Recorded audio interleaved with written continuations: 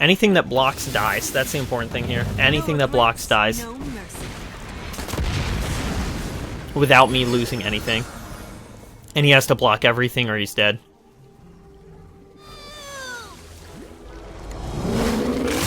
Hey everyone, Raptor Spank here, and today we've got On the Grind, the show where I cover a deck I'm playing in Ranked. Welcome to the new Ranked season, and we're playing some new cards. This deck's pretty well known by everyone at this point. It was pretty hyped even before it came out, and I had some mild concerns about it because I wasn't sure that it was going to outvalue Demacia, and more or less, those concerns are gone now, and that is Irelia, Misfortune, Blade Dance Aggro, essentially. I love Ionia. It's always been my favorite region, so playing a non-Lee Sin Ionia deck is really sweet to be doing that again. And it's got a lot of those old elusive units that I hold so near and dear to my heart in the list, so that definitely helps hype it up for me. But I was a little bit surprised at just how effective this deck ended up being. My concerns were that Demacia has always kind of been the fastest way to level up Misfortune, but we're not really a Misfortune deck, although she is really, really huge to what the deck can do. And actually, we can level up Misfortune pretty quick along the similar lines of the fastest Demacia decks out there. Not quite as fast as, say, the, Scout Challenger on turn 3 swing and then Relentless Pursuit the next turn, but it's pretty close to that, how quick we can level up Misfortune, even getting in sometimes as often as like 3 attacks in a single turn. But the gist is very simple. Get some benefits like Crackshot, Corsair, Misfortune out there, get tons of free attacks, doing a bunch of damage, and use our elusive threats just to force even more damage through and just kind of outvalue our opponent. So, starting off with the champion package, we have the 3 copies of Irelia. Wasn't 100% sure she was going to be in the deck originally, because there are some good aggro pieces in Ionia, but as it turns out, Irelia just is way too good, because her Blade Surge, when she levels up, very strong for the deck, but most importantly, it's that flawless duet she gets when you play her on your turn where you're going to be attacking. That 1 extra attack for only 1 mana is really, really strong, so it's just generally better to use her than any other aggro piece because of that, let alone the fact that obviously she synergizes pretty well. We can get to 12 attackers fairly easy, although that said, as of currently, I've actually never seen my own Irelia level up, mostly because I've been able to achieve it in, say, like 60 to 70% of the games or more. It's that easy to do with the deck, but your opponent usually surrenders before you actually get to see her level up animation. So, unfortunate for those of you who may want to get Irelia Mastery points is that you might not actually get as many as you were hoping with this deck. But she is really good in the list. Everything she does is great, and I've never had to cast her champion spell yet, but there's definitely times where that would be good because it generates us that extra attack and lets us swing with something like Irelia that's going to do even more damage, or at least attack very safely and force your opponent to block. So her champion spell's not great, but I definitely think there's some games where you're going to end up using it where you just have that much mana to spend on free attack with her in the line as well. But just all in all, she provides so much value that this deck's looking for, so definitely worth including. Then from there, arguably the even bigger champion for the deck. I know I said this isn't a Misfortune deck, but Misfortune really is what pushes this deck above and beyond the ordinary to the extraordinary, and so we have 3 copies of Misfortune. Essentially, we get so many free attacks with Blade Dance that we can level up Misfortune really quick, but more importantly, we can get her attack trigger, or the damage trigger when you do attack with something. We can get that to happen on all those Blade Dances, and, it doesn't sound like a lot with only 1 damage, and the blades only dealing 1 damage themselves, but it adds up really quickly when you're getting all these free attacks. And if you do ever level her up, then you're going to be doing 3 damage every attack, which can just blow out a lot of decks at that point. And again, it is very easy to level her up. So just really, really good in the deck. And actually, her champion spell's not as bad as I think some people will think, because especially in the mirror matchup, Make It Rain could be very good because they do have a lot of 1 health units. So her champion spell, I actually do expect to see some use because of the fact that it is good in the mirror match. Then from there we have our follower package, which starts with 3 copies of Crackshot Corsair. Honestly, one of the best units in the deck. Not even joking. Crackshot Corsair is so good because it gives us redundant Misfortune triggers. Yes, it doesn't hit the blockers, so it's not as brutal as Misfortune, but it's 1 mana for this unit that has 1 damage, 2 health, so it can actually tank 1 hit without dying against a lot of things like, say, other blades. And then every time you get a Blade Dance, every time you get that free attack, it's going to deal 1 extra damage to the Nexus, and it's going to slowly grind your opponent out of the game. And by slow, I mean incredibly quickly. They're going to end up dead if they're not careful. So just a really great way to get even more advantage, and it is one of the big cards that pushes this deck over, say, like the Azir variant. Then we have 3 copies of Dancing Droplet. I've kind of played around with the numbers on this, but Dancing Droplet is just so good because of that attune. Yes, it's only a 1/1, but it can attack fairly safely into a lot of matchups thanks to having elusive, and then it gives you that mana back, so you do still have mana while curving out. So it's really good for, say, turn 1 Dancing Droplet, turn 2 Jagged Taskmaster, or some other 2-drop, into turn 3 Irelia with that mana up for Flawless Duet. So there's a lot of value you can get off of that 1 banked mana, so just a really good value unit. From there, 2 copies of Prowling Cutthroat. I've been up and down on this, and honestly, I'm at the point right now where I'm like, do I honestly want more of these? They're just so good in the deck. They get buffed by other things like Jagged Taskmaster. They can attack extremely safely because it's very hard for elusive units to block something with Fearsome and elusive, so it just gets a lot of damage through that. It adds up real quick, especially if you can buff it. So just a really, really solid card. Definitely worth an inclusion. Might even go up on this in the future. Then from there, our biggest, baddest elusive. Easy to block, easy to kill, but if they can't, they're going to take a ton of damage, and that's Greenglade Duo. 3 copies of them. Essentially, the power goes up on this every time you play a unit, so if you Blade Dance 1, 2, sometimes even 3 times in 1 turn, this can start hitting for 6+ damage very easily, and just if your opponent cannot block this, it's going to absolutely devastate them. So really great card for just getting even more value out of our Blade Dances, and just a huge threat that your opponent has to deal with. Then from there, I've talked about this a couple times, 3 copies of Jagged Taskmaster. Another great value for the Bilgewater version. This is so good in the deck. It buffs all of your 1 costs. So those 2 Prowling Cutthroats, those 3 Crackshot Corsairs, the 3 Dancing Droplets, all of those are going to be better now, dealing even more damage. But even more importantly, Blades are a 1 mana unit, so they will do more damage due to this as well. So if you can get a Plunder triggered Taskmaster, it's going to mean all of your blades start doing even more damage, and your opponent now has to start blocking them. And you can even get, as long as you hit 1 Taskmaster, we have a number of ways to recall it and play it again to buff them even more. So there's just a lot of great things you can do with Jagged Taskmaster, let alone the fact that it actually curves out really good with our deck. We're even sometimes fine being on the attack turn 2, for example, because if we start with Prowling Cutthroat, Dancing Droplet, something like that, even Crackshot Corsair, then we go into turn 2, we just swing, get that Plunder trigger, slam that Taskmaster down on curve. Things are great. So really, really good card. Love what it does in the deck. Definitely wouldn't go down any less than 3. So then from there, we have 3 copies of Navori Conspirator. This card is just kind of a great value card in the deck. It's a little bit cumbersome at times, but it's one of the better elusive threats in Ionia because it has that 2 health and it comes down for only 2 mana. But the big value we get out of Conspirator is we do have a lot of things that are great play triggers. So being able to bounce them back to hand, play them again, exceptionally good. You can use it on Dancing Droplet just to get that free extra mana back while still having things on board.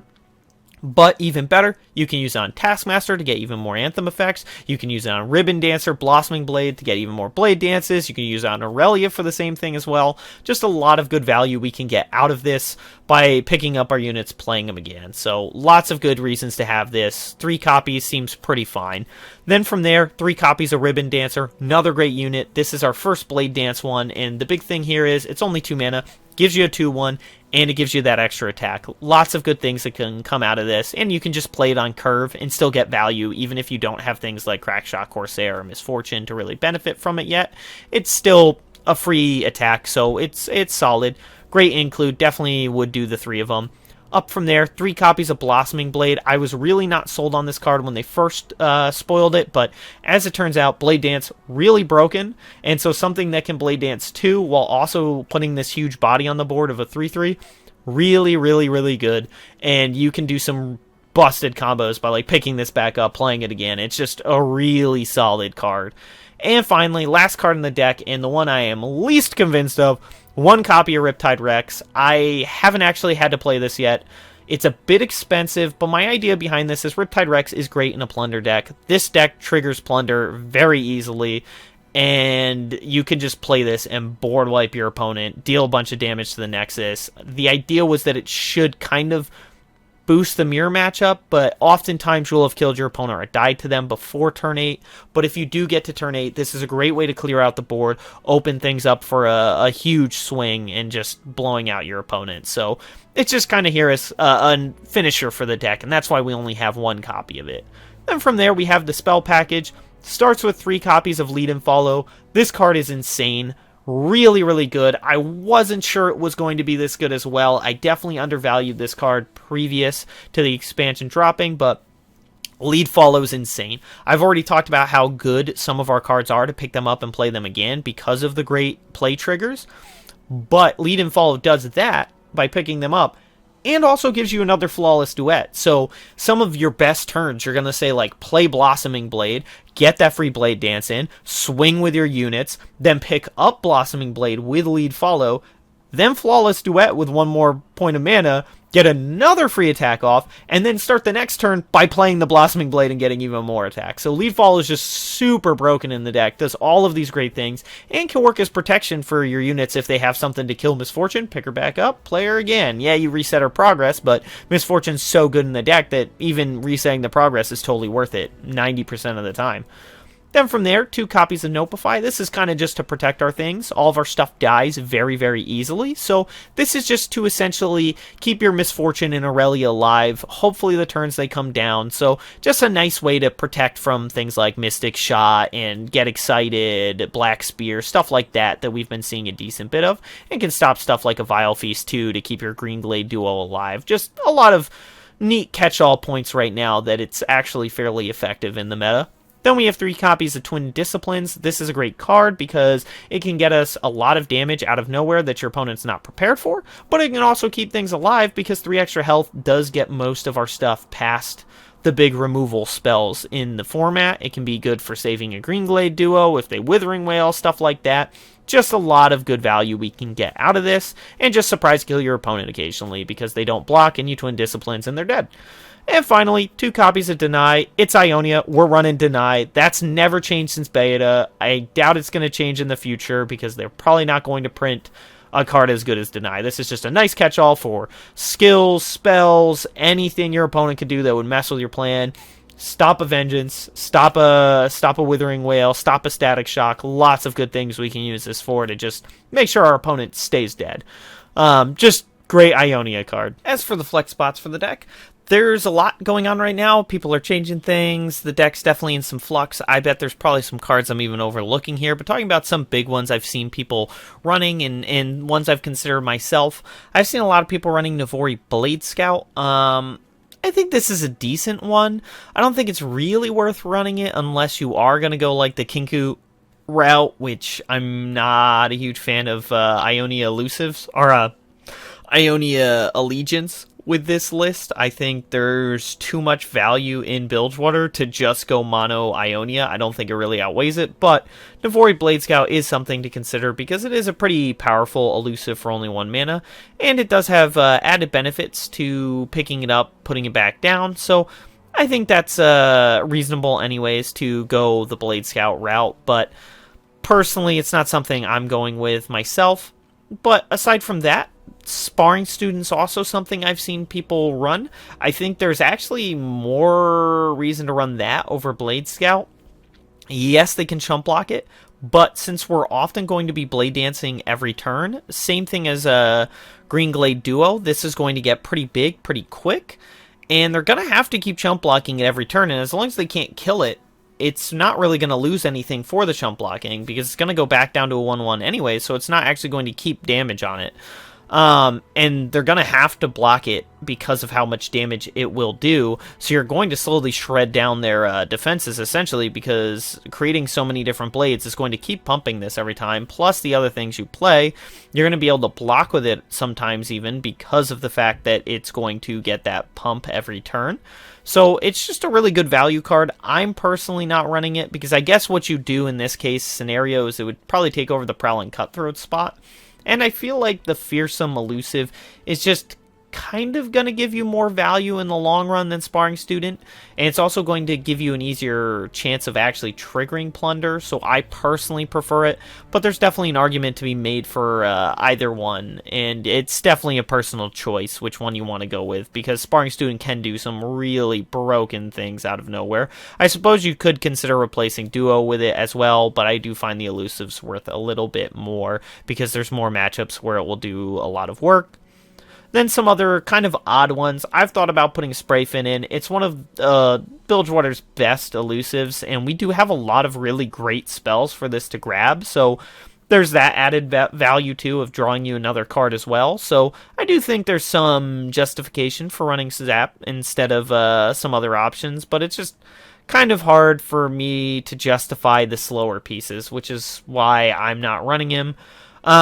Then an alternative to Riptide Rex that I'm considering is the Siren. Kind of weird, but I think this is a deck where it's got the most potential to be used because it buffs our Corsair damage and our Misfortune damage. It finds us Misfortune, which is great. It can attack twice per turn, which is awesome.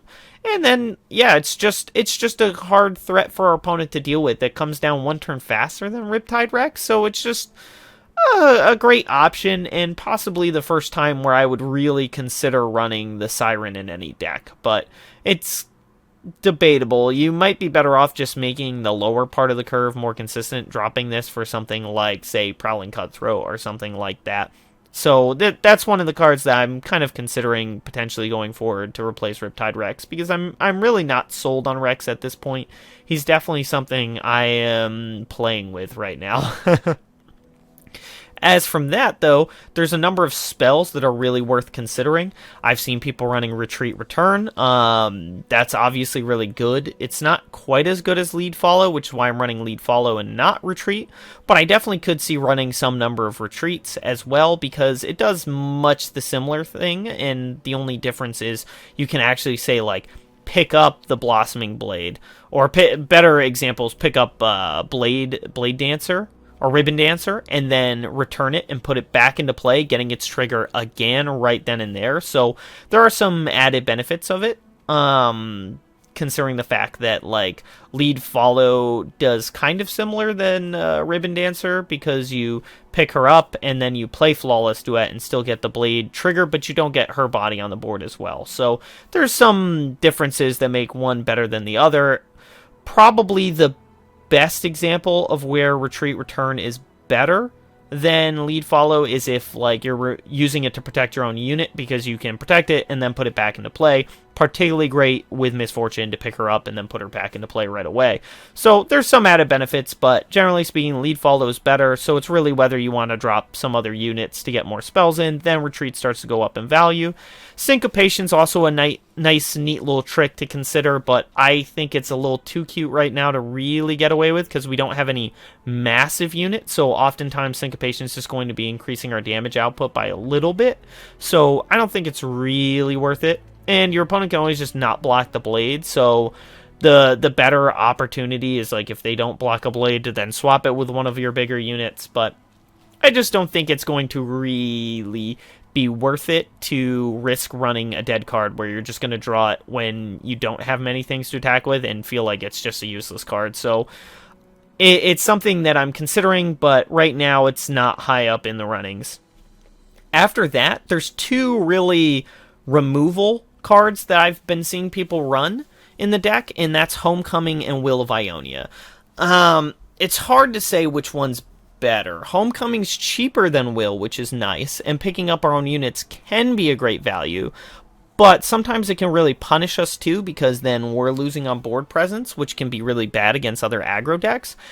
And then the big thing is if they kill your unit with Homecoming, you're not going to do anything. So there's a lot more risks with it. So I tend to lean towards Will of Ionia being the better removal card there, because you can always use it on your own unit, use it on the opponent's unit, and if you use it on the opponent's unit, it's not going to cost you board presence, and if they kill your unit, you're still going to bounce something at your opponents if you're using it on their stuff. So just lots of great value on it. I tend towards the Will, but you could go it. These are probably your best removal to choose out of these two regions if you're going to want a little more elements of control.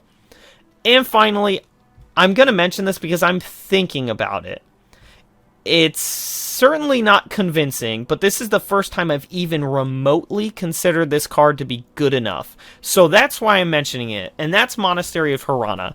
This is probably the best deck to ever put Monastery in, because we do have so many things that we want to pick up and play again, that getting a 1 mana essentially burst speed spell to pick up our unit and play it again is actually worth a decent bit in this deck. So I've actually considered dropping Riptide Rex for a 1 of Monastery just to see what it does in the deck, and I'll probably end up trying it even just to see if this really is Monastery's time or not. I'm very skeptical, but this is the first time I've even considered putting this card in the deck. So I wanted to mention that as well, because Ionia's Landmark has been trash up till now. So this is the best it's ever looked. If you've ever wanted to use it, here's your time to try it. Then from there, talking about some basic mulligans. Generally speaking, we're really an aggro deck, so you just kind of want to keep a very aggressive hand. So look for a good curve out. If you're attacking on turn 2, then you want that turn 1 elusive that into turn 2 you hit, and then play Jagged Taskmaster. One of the best curve outs you could ever have. I will keep a Crackshot Corsair and a Misfortune in any matchup. Really, honestly, I will keep that in any matchup, no matter what it is, whether I think they can kill it or not. I am going to keep it because it's just so brutal with our deck. It just pushes this deck to the next level of how good it is, that if I have one, I will keep it, no matter what. I won't keep more than one Misfortune because she's very expensive for the curve, so I'll only keep one of her. I would definitely be willing to keep more than one Crackshot Corsair because of how broken they can be in the deck. And because they're very cheap, so you can play one on turn 1, one on turn 2. Like, there's just too many good values to it. So I'll keep that, multiples of, but otherwise, I'll definitely keep that if I find it in my hand because of how good it is. Otherwise, you're really just looking for the good curve into most matchups. The 1-drop, 2-drop, 3-drop. 2-drop is a little less important because of the fact that we don't have necessarily a lot of great 2-drops to play if we're not attacking that turn, because you want to trigger Plunder for Taskmaster. You never really want to play it vanilla without Plunder trigger unless it's like Desperation Defense. And then Conspirator's not necessarily the best 2-drop. I mean, if you do have the 1-drop into it, it can be, but it's not necessarily giving you a ton of value on turn 2. You're kind of really looking for Conspirator to be like the pickup some sort of free attack unit and then play it again. So I generally am not looking to play it just for tempo on turn 2. But against other aggro decks, look for tons of damage. Lots of free attacks with blades. That's going to be great. Blossoming Blade is good into the aggro matchups. Things like Misfortune is great because you can keep swinging, especially against discard aggro, because that will kill most of their threats without losing your own. So just look for the fastest win you can get against other aggro decks. Not that surprising, but that's basically what you're looking for. Elusives can be really good here. Green Glade Duo can be really good, but a lot of aggro decks do have some non-consequential elusive units that can block, so it's not always going to be the best. It's going to be pretty good against, say, Bilgewater Burn, but not so good against discard aggro, where they're going to have those Daring Poros, probably.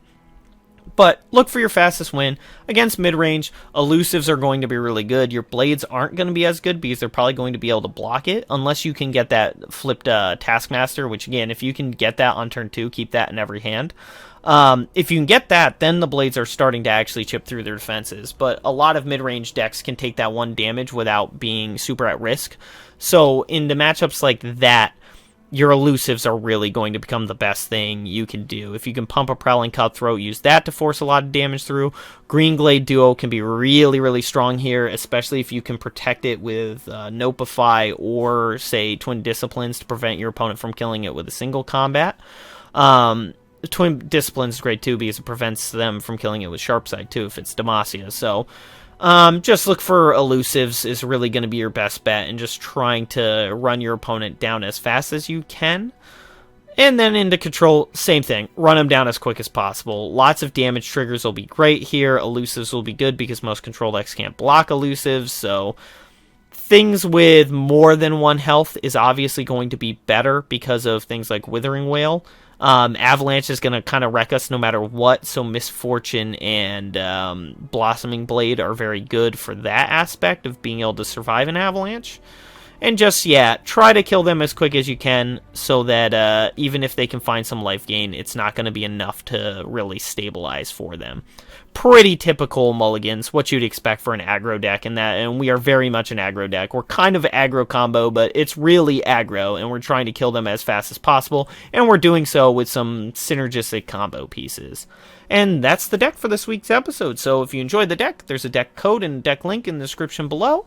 And let's just jump straight into Ranked and see how we do. Matchmaker's really messed up today. Alright, rematch. We're going to see Azir Irelia basically every single game, right? I am 100% down with this. This is fine. Like, this is really fine. I don't know that this will be enough, but he has the Riot card back. Nice. Okay, that could be big eventually. Well, we definitely swing. Yeah, he's not gonna block. I know. I know he's not blocking. And we Blade Dance next turn. Get some extra damage in.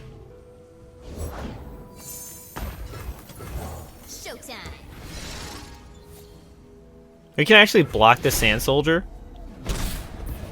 with this. So I can board wipe him right now.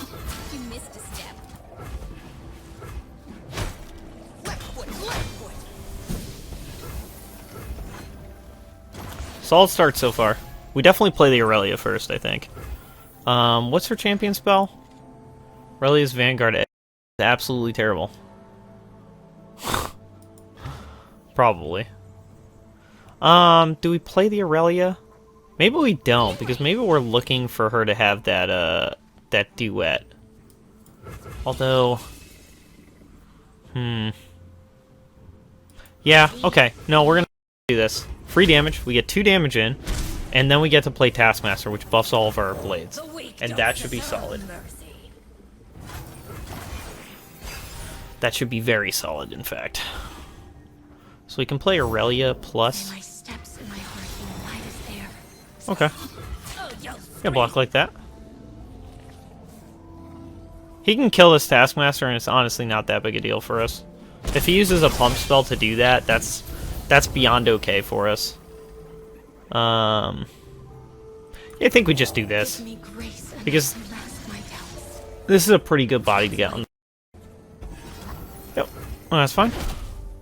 We're chunking right now. This is much more what the deck's looking to do than what we were seeing last game. We said we'd dance together again someday. How could we have known it would be like this? When rhythm takes hold, there was no time for fear. Okay. Block there.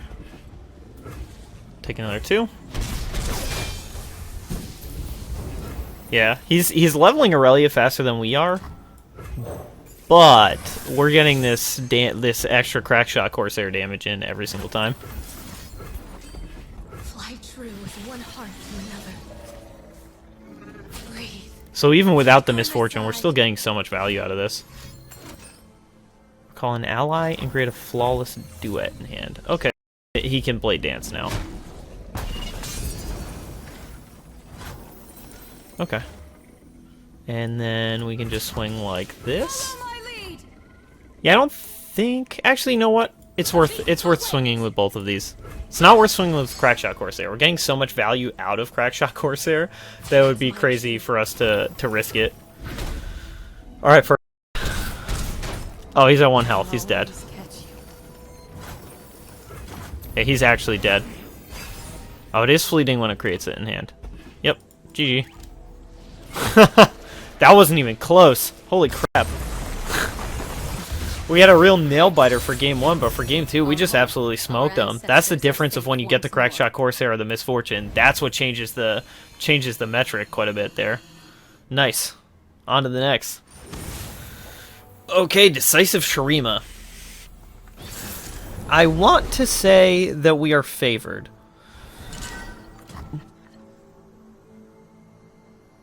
I don't remember even putting that in my deck. Legit, I don't even remember putting the Prowling Cutthroats in. That's embarrassing. Yeah, we'll go Cutthroat here because it's guaranteed damage. You won't feel it first. Actually, we're in very good shape right now. Because we can Crackshot Corsair next turn, bank mana, then go into Irelia turn with mana up.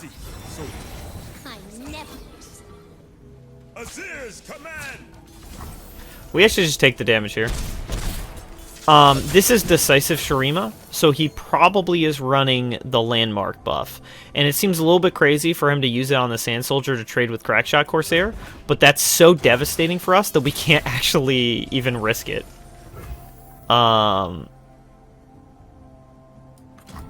Okay. That does change things. Arda's gonna make a meal of them. That's insane. I can't believe he did that. We have a Misfortune out, and he gives vulnerable to her? You know, honestly, this deck, Decisive Shurima, might actually be really good now because of this card. Like, that might be enough to push it. As someone who just hit Masters playing the Targon variant, that might be enough to push it over the edge. Renekton, I found something special for you. It's special enough.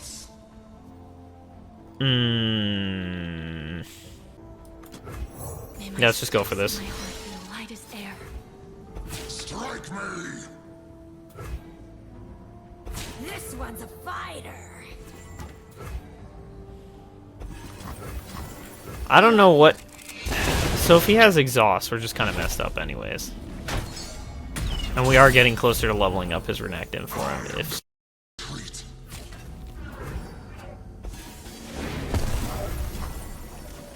Yeah, I mean, we'll take that trade. That's an easy one. Again, problem here is that Renekton's very close to leveling up. That's the real problem that we are facing right now. Stun an enemy if you have Darius rally. You do realize that you need the Darius, correct? Weird. Very weird. I must become the leader they need. Machines of death have no place here. Yeah, we're gonna... So it's tempting to play Green Glade then that, but I'm gonna do this for the Jagged Taskmaster. I don't know if that's better or worse than the alternative. That's what we're going for. The sea beasts will fear us. And then we'll swing with the Irelia. Wait. Oh, that levels her up? Oh, never mind. Time for violence. Full swing. Full send. I didn't even realize we were there already. Oh, that's gross. No mercy. That's a level 5, or a level 2 Misfortune on turn 5. Pretty sweet. He can definitely kill her, though. Oh, with Shapestone. Oh, no, he just board wiped. Oh, no. Yeah, that's pretty GG for my opponent. The good news for him is that... Oh, wait. Oh, that's just recall any ally. Never mind, he's dead. he's so dead it's not even funny. We just Conspirator, pick up Irelia, play Irelia, and it's game. Yeah, it doesn't even matter. He's not even going to let us get there. Yeah, alright, yep. And that time we had Crackshot Corsair and Misfortune. And Prowling Cutthroat that I forgot was in the deck. Decent there, though, so I get why I put it in. Nice, on to the next. Discard aggro. Interesting. Okay. Okay. I'm not sure how this goes. Like, really, I am not. I mean, this seems reasonably good. Yeah, I'll keep this. It depends on what his turn 1 play is here. Actually, now he's just kind of screwed. The party has arrived. Well, then I guess Droplet's better here. Well, we know turn 3 he has a Draven, and he will probably swing with it on turn 3.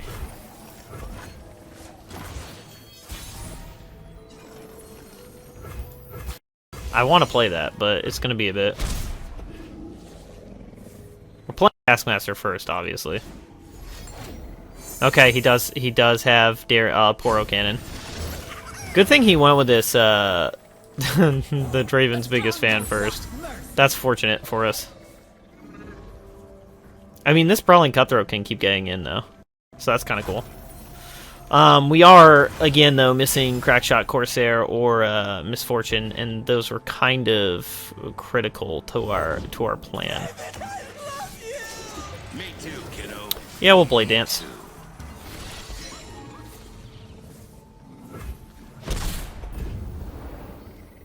Let's do this.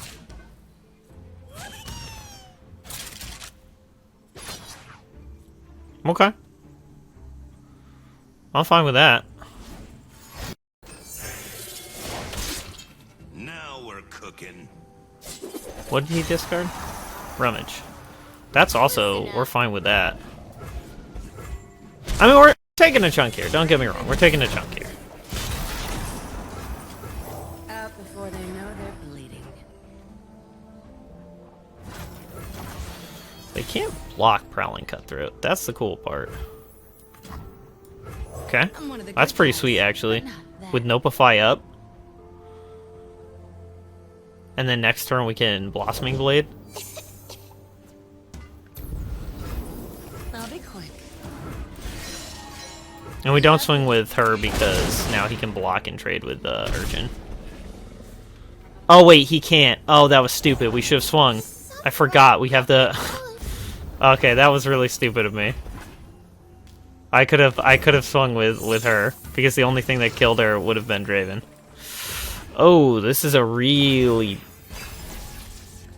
bad crowd favorite turn for us. Godasses need victims. Oh,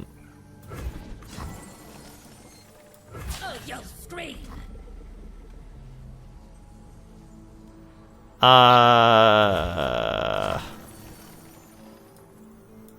know what I'm doing.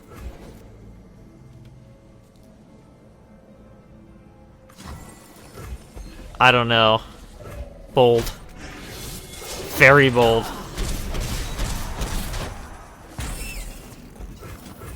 Give me grace enough to mask my doubts. I can pick her back up next turn and get another free attack in. Mwah. Oh wow, he's taking all of that damage. Are we gonna die to a decimate then, or double decimate then? No we are not. Not yet. Yeah, not yet. Well now I can Irelia plus Flawless Duet. Is that worth it?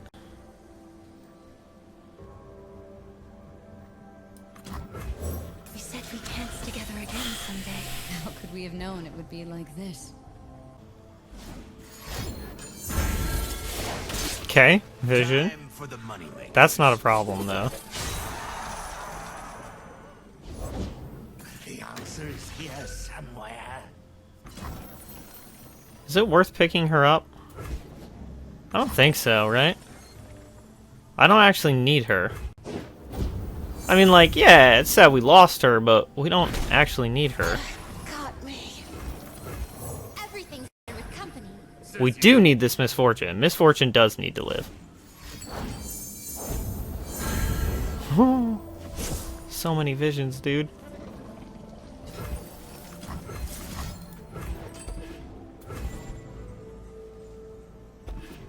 He's gonna have to start blocking though, I true as one heart to another. or he's just going to die. That is the unfortunate position we have put our opponent in. Then we swing with another 4, which is still not quite a leveler up. This is going to be a sketchy game. It's going to be a really sketchy game. Very, very, very sketchy. He actually needs to not block right now. He needs to take this full swing so that he can block these 4 while leaving 2 units up to threaten me with next turn. So actually him blocking here is pretty bad unless he's got like something he can discard to get for free. They'll never see us coming. Anything that blocks dies. That's the important thing here. Anything that blocks dies No mercy. without me losing anything. And he has to block everything or he's dead. So we are very favored right now, but I have lost games before to that. Yeah, he has to full block. He has to full block or he's dead. I suppose he could like not block Irelia and then like Mystic Shot her, but then he dies to Notify. He just doesn't know he's dead. Yeah. Well. Good good turn for us there. Plenty of things we can still die to, but obviously we're planning to block. Yeah, you know what? Actually, we have to pick her up. We have to pick her up and then block with Green Glade when he open swings. Because this is lethal to just open. Oh wait, no, never mind. That's game. That's game, we just win right now. I forgot it creates Flawless Duet. I forgot the best part of the card, holy crap. That's how we do things in Oh, that used to be the fastest aggro deck in the game. It only got us that low because we played greedy, because we needed to win. Sick, on to the next. Fresh Nasus, interesting. So we're going to be turbo leveling their Nasus. That's the biggest thing this deck has running for it.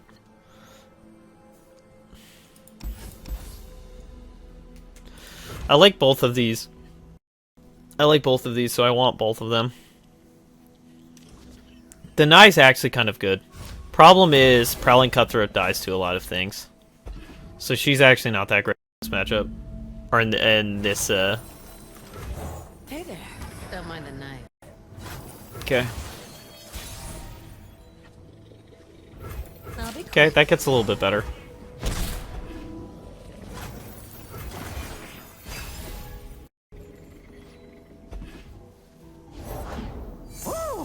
Blighted Caretaker Raw. Interesting. looking for trouble.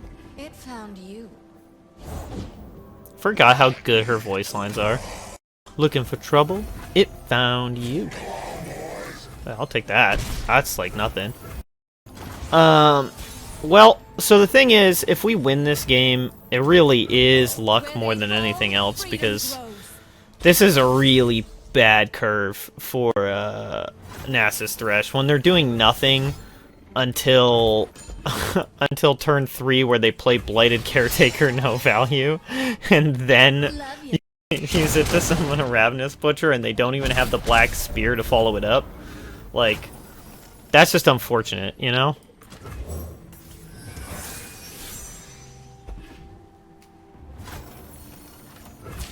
You won't feel it at first.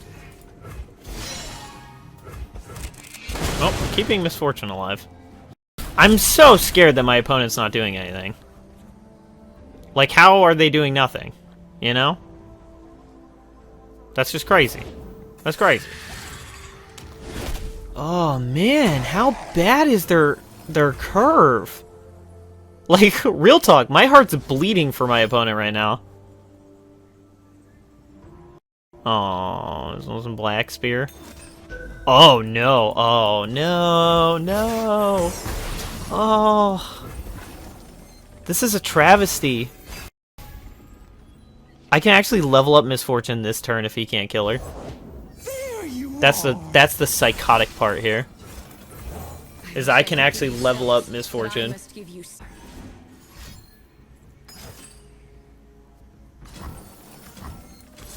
That's unfortunate. Well, we're gonna keep her alive, but that does mean we don't level her up. We're gonna lose Irelia here, but that actually doesn't matter because we have another Irelia in hand. Do we even use this Flawless Duet? I think we actually don't. This is funny, but I think we don't even use this Flawless Duet.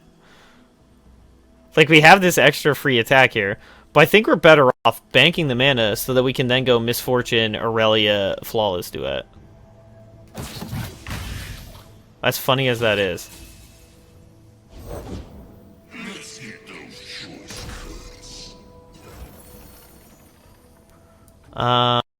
In this case, we can lose the Prowling Cutthroat now, I think. I think we can trade this with Spirit Leech if he offers the trade. Oh. That's wild. I'm gonna take that trade. I mean, we're losing a lot here, don't get me wrong. Losing our board sucks here, but we're gonna make up for it. You have no mana.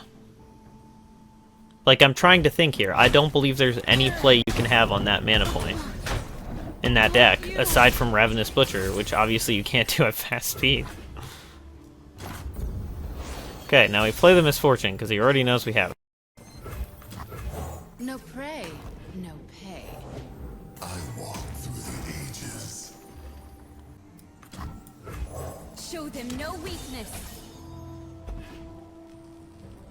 That's scary, but we're actually fine.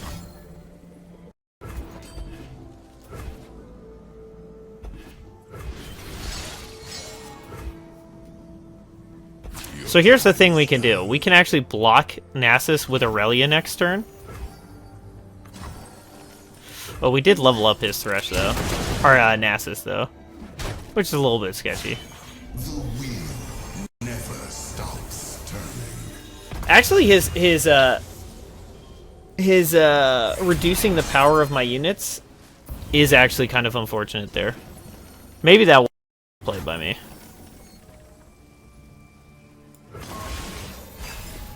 I could swing with both, but then one of them's still gonna die. Everyone's a garden. Oh wait, we're dead now. We're dead now because we screwed up. Because we let him level up. This too shall end. Judgment awaits. Yeah, we just lose now. Whoops. We screwed that up. That was all our fault there. That was unfortunate. We needed enough mana to pull something up in response. So, yep, that was my bad. Should have won that game. Oh well. On to the next.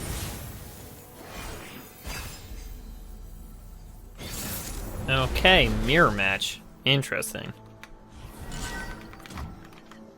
Okay.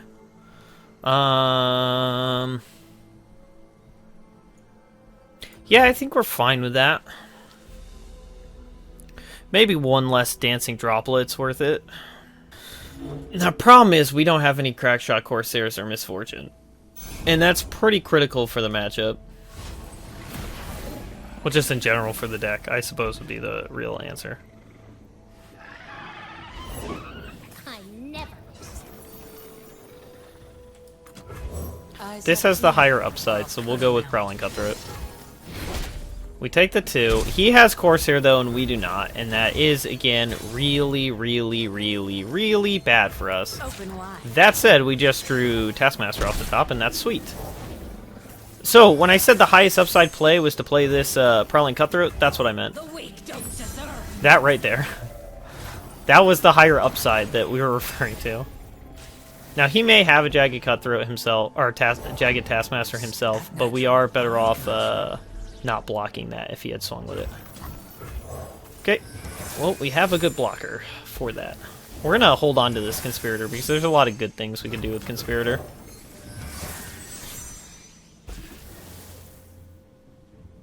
Well, we're gonna bank full mana too, so that's pretty sweet. Strike quickly. Yeah, that's worth blocking.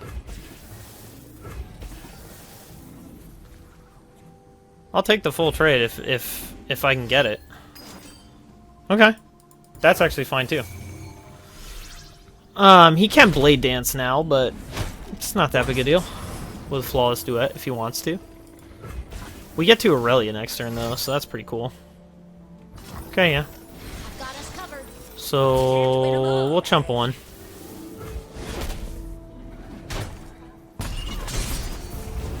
I mean, he's ahead right now. And he might be able to stay ahead. It's hard to say. That's pretty sweet, actually. I'll shoot the wings off of It's actually really sweet. Someone deserves your bullet, girl. Okay, well, he doesn't have Blossoming Blade this turn, so that's sweet. That's what we were really worried about. Looking for trouble. It found you. That's terrifying, though. Captain's orders. Bullet to the face.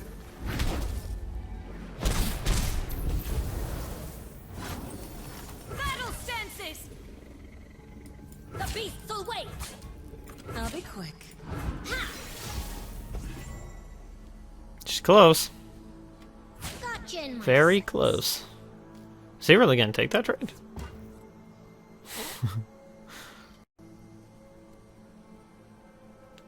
I was gonna say, us swinging with this is to force you to either block this or not block this.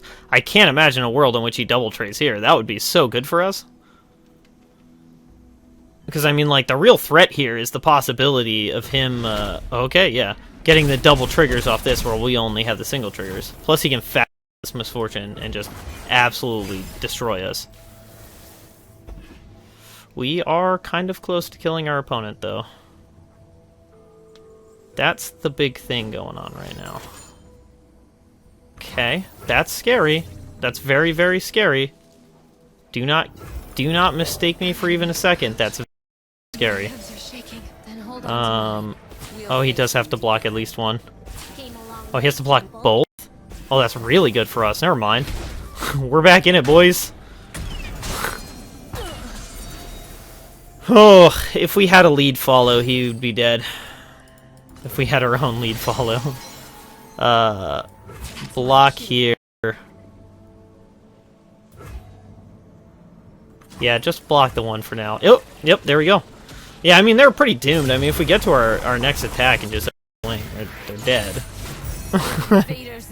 Like, that's just the world we're living in, so yeah. Sick. We take those, boys. Alright, so how do we do in our matches? Well, in total, played 8 games so far. Definitely planning to play a lot more. Deck's still very much a work in progress, but 8 games, 5-3.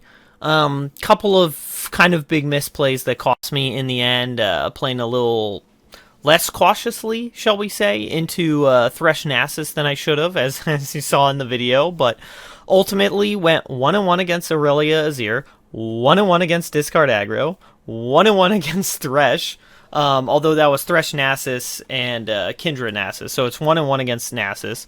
And then we beat the mirror match, and we beat Decisive Shurima, which I think the Decisive Shurima is just a kind of doomed matchup for them. I think the Discard Aggro matchup actually should be pretty decent for us. I think we actually can race them.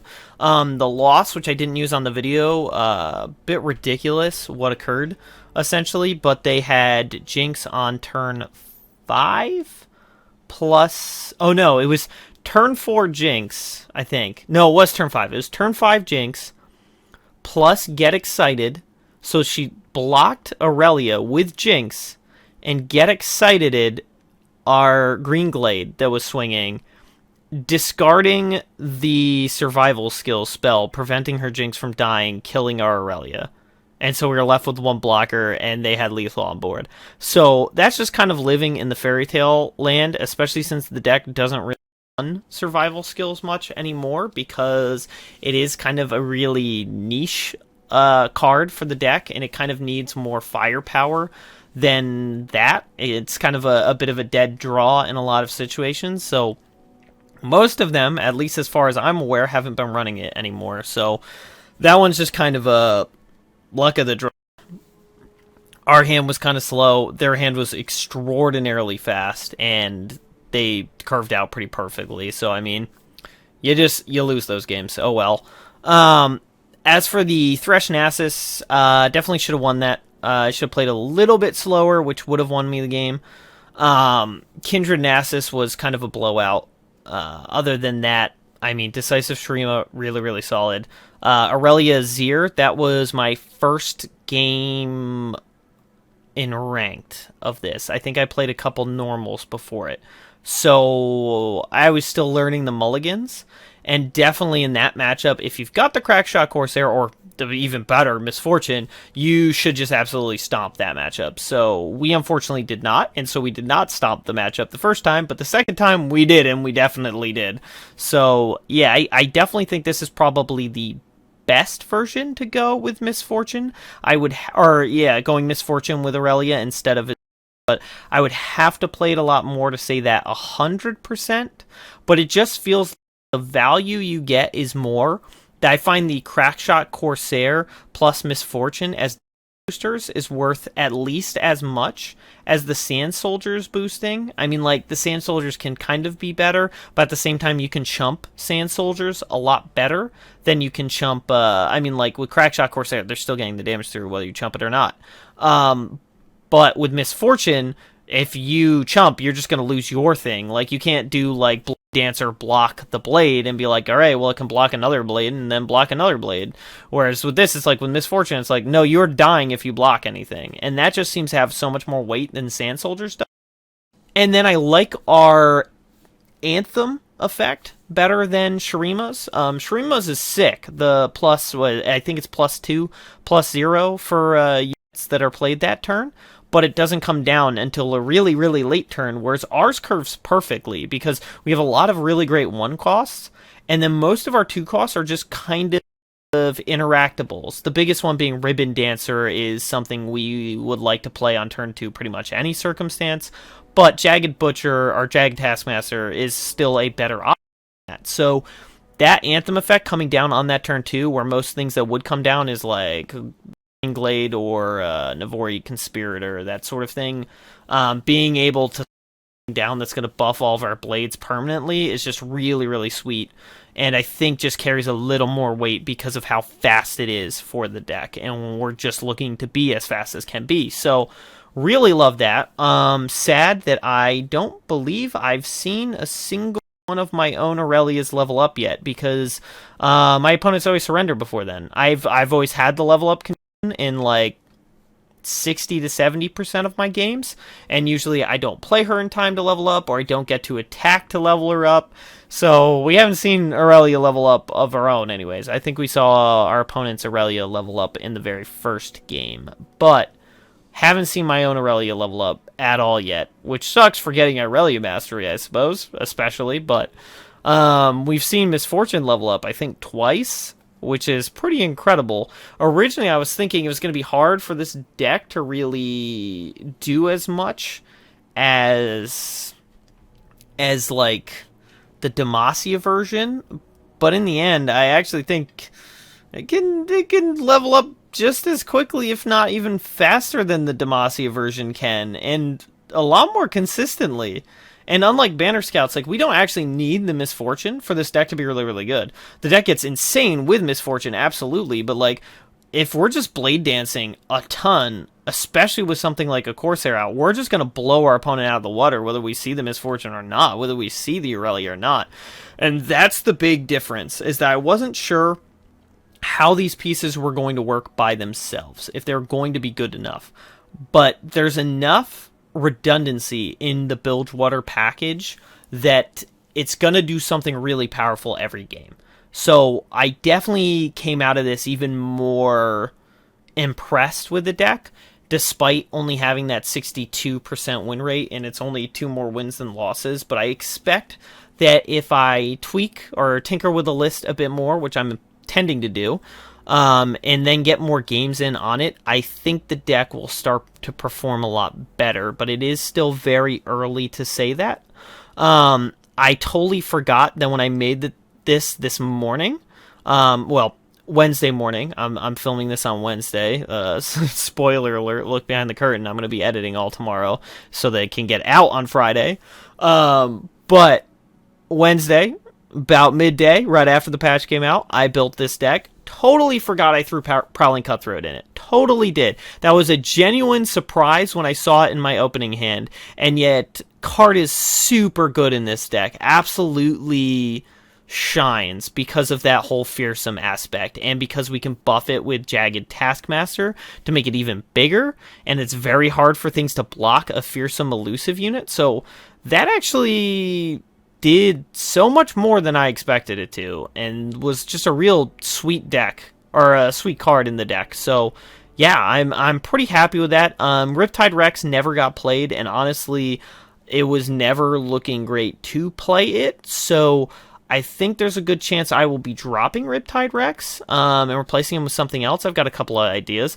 One of the crazier ideas I'm thinking of is the Siren, and that might have been at the beginning of the deck guide. I actually probably mentioned it because it's a neat idea because it does draw you towards the Misfortune, which is really good. It has Scouts, so it levels up Misfortune really quickly and gets even more triggers with her. So I think it might actually be worth considering. And even, like, the Dreadway's a decent consideration, too, because of all of our attack triggers. But I don't think that one I'm much, much less sold on. So, yeah, I'm going to play with it a bit. I think Riptide is never going to happen. So either I need something a little more consistent lower down on the curve, or I need a better top end. And Nopify kind of wasn't great in basically any situation, so maybe it would be better to go like retreat, return. I've seen some people running, so that might be something worth considering as well. But all in all, really neat deck, fun deck. It's Ionia Aggro. I'm super excited about that, at least. Really great to bring out the Lee Sin board again, playing an Ionia deck that's not Lee Sin. So that was sweet. If you enjoyed the video, leave a like, comment below, and subscribe for more Legends of Runeterra content.